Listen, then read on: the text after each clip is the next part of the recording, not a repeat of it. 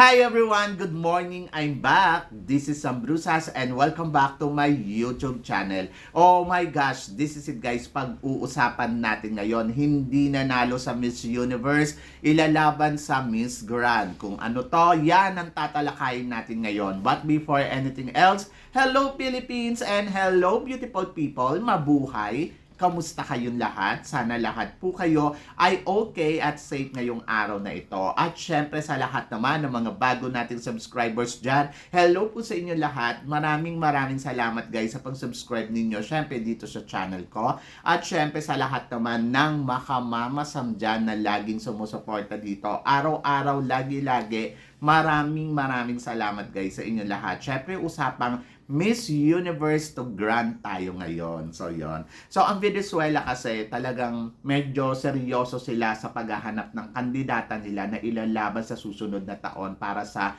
Miss Grand International. Kahit may nanalo na silang corona dito sa Miss Grand noong 2019 kay Valentina Figuera, ay hindi pa rin tumitigil ang Venezuela sa paghahanap nila ng kandidata na talagang gusto nilang manalo sa Miss Grand.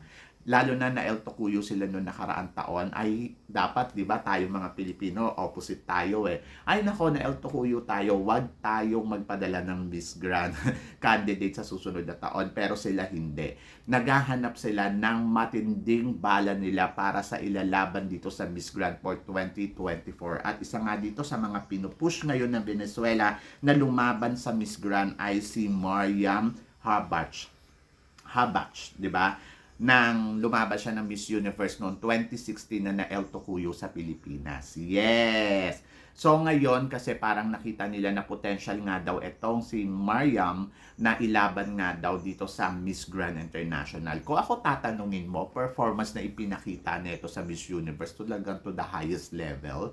At then, talagang palaban, masasabi mo na wow, ang ganda talaga ng kanyang pasarela, ang ganda ng atake niya kung paano to mag-execute doon sa entablado ng Miss Universe noong 2016. Kaya nga nagtataka din ako eh.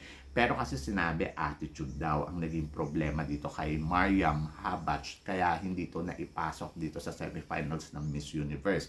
Pero kung dadalhin siya sa Miss Grand, I think malaking laban nila sa Miss Grand kung sakasakaling sasanayon nga si Mariam na ipadala siya sa Miss Grand International. Ako para sa akin, magandang kandidata to. Talagang masasabi ko, nako, medyo panalo dito ang Venezuela kapag ito ang ipinadala nila. Kasi magaling talaga to pagdating sa rampahan, eksenahan.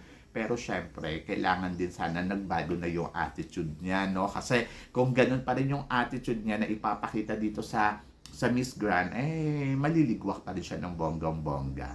At isa din sa mga napipisil din ng Venezuela ngayong taon na to na gusto nilang ipadala sa Miss Universe ay wala nang iba kundi ang dating second runner-up noong 2018 na si Stephanie Gutierrez. Yes, kasi naniniwala sila sa beauty na meron ito at talagang kino-convince nila si Stephanie Gutierrez na lumaban sa Miss Grand Venezuela this year. Talagang mainit na pinag-uusapan na nililigawan nga daw to ng organization na sumali sa kanilang organization na para ipadala sa Miss Grand International.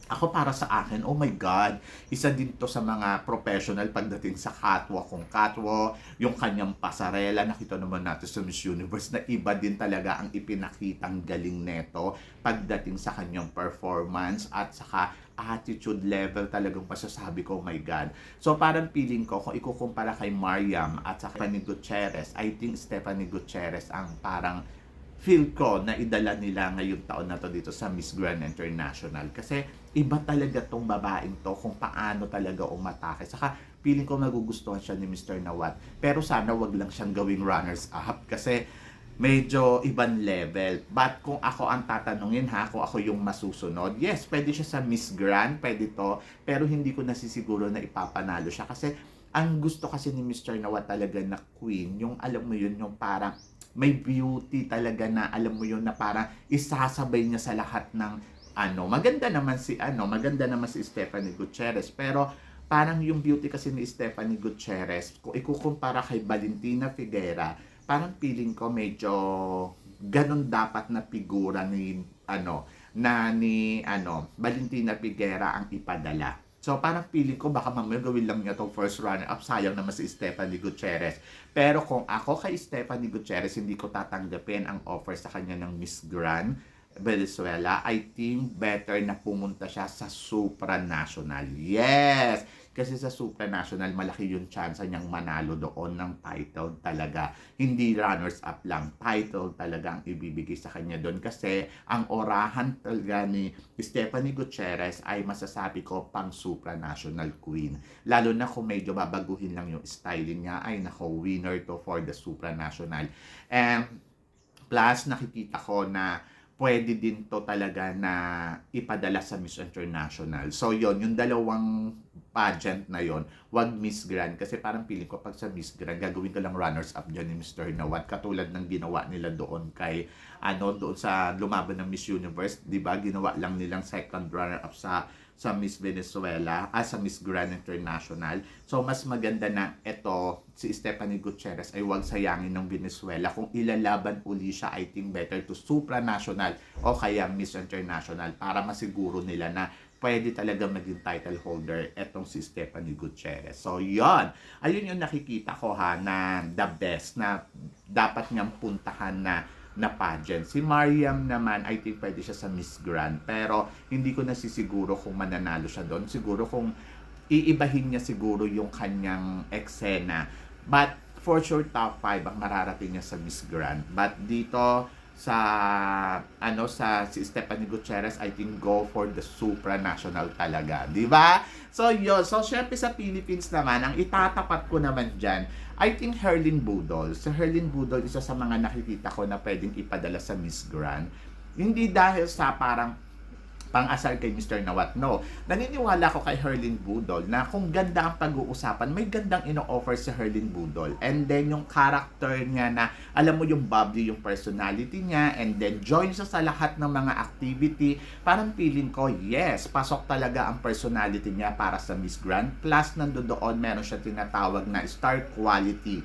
Totoo naman, may star quality naman sa Herlyn Budol at pwede to sa product ni Mr. Nawat na alam mo yung maging promoter na alam mo yun, mas matutuwa si Mr. Nawat kasi masayahin nga etong si Herlyn Budol. Plus nakikita ko din kay Herlyn Budol kung performance naman ng pag-uusapan, kaya makipagsabayan ni Herlyn Budol. Lalo na pag sa international arena na naniniwala ako na pasarela ni Herlyn Budol kabog. Yung performance niya kung paano siya magdala ng evening gown, talagang masasabi mo naman may ibubuga naman talaga, di ba? So parang feeling ko kung itatapat sa Herlyn Budol dito kay Mariam, parang feeling ko mas panalo sa Herlyn Budol. Kaya niyang tapatan talaga to ng bonggang-bongga. So yon, so ganda, total package, kaseksihan, and then ang kina kung paano lalaban ng performance. Yung Q&A naman, I think sinasaulo naman to. So, kailangan lang konting training lang talaga ni Herlyn Budol kung paano magsasaulo ng mga ganitong speech. So, ako naniniwala ko kay Herlyn Budol, kaya niyang itawid to. So, subukan lang niya. Di ba? Wala namang mawawala. So, ako, sana lumaban pa si Herlyn Budol ng isa pang beses. Herlyn, kaya mo to. So, yon. Ang laki yung paniniwala ko kay Herlyn kasi na pang Miss Grand. And then, isa pa sa mga itatapat ko si CJ Apiasa. Naniniwala ako kay CJ Apiasa, performance level, yes. And then, yung tangkad, yung kaseksihan, and then yung talino na ibibigay. Perfect na candidate for the Miss Grand International. Kaya lang medyo nakakatakot lang kasi baka mamaya gawin lang tong top 5 o gawin first runner-up.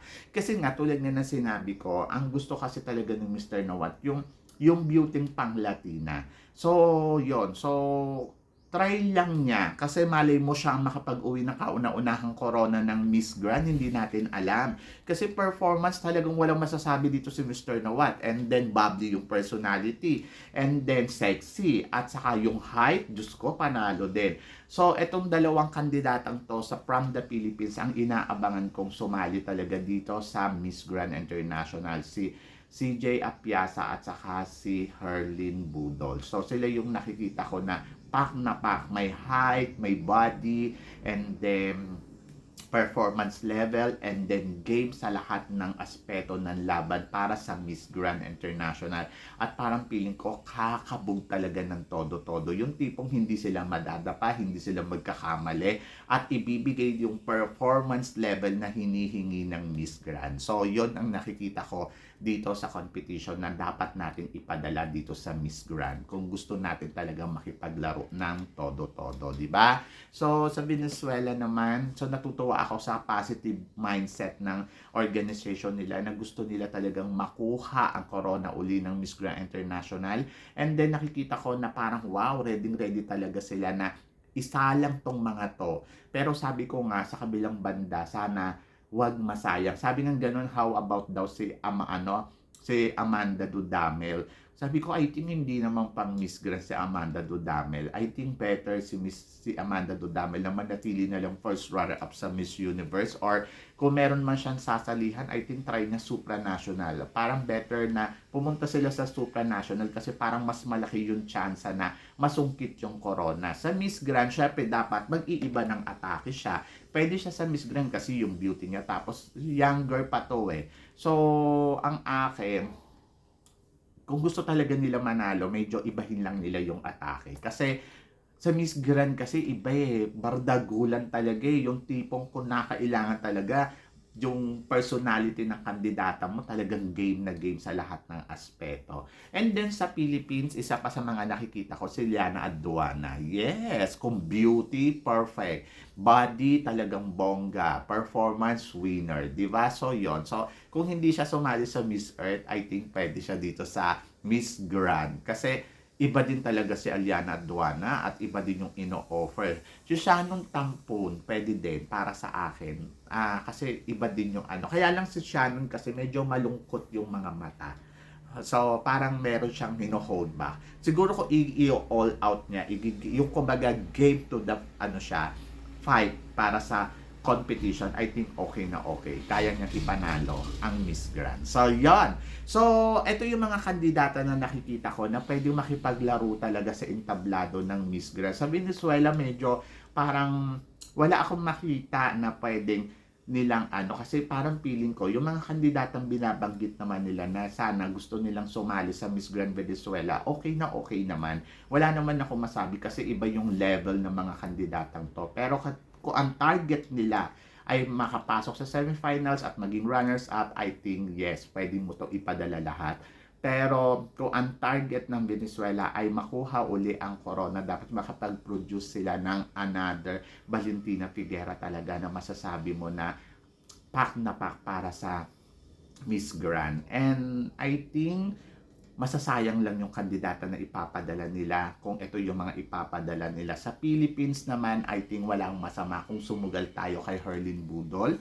Wala ding masama kay CJ Apiasa kasi alam mo na sasabay talaga sila sa lahat ng kandidata. Yung alam mo na lalaban talaga at walang makukuhang butas si Mr. Nawat. Kumbaga parang wala, hindi niya kayang ligwakin tong mga to pag ito na yung lumaban kasi alam mo na game din talaga to sa laro ni Mr. Nawat. Diba? So yon. So sila yung nakikita ko na talagang pwede.